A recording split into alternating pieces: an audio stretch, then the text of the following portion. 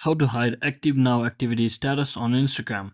So hello guys, welcome back to my YouTube channel. In this video I'll be showing you how to hide active now activity status on Instagram.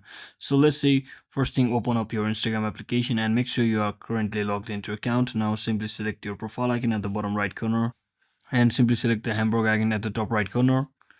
And once you're inside here, just scroll all the way down until you see the option that is messages and story replies under this how others can interact with you section. So simply select it. As you can see, there is an option that is show activity status. Just select it, and from over here basically you just have to disable this option that is show your activity status, so it will make sure your status is no longer visible to other people.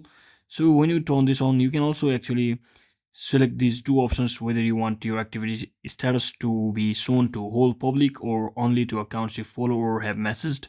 So just disable it, and just like that you have successfully hidden active now activity status on Instagram from the people you follow. So that's it for today guys. Thanks for watching. Don't forget to like and subscribe. See you on the next one.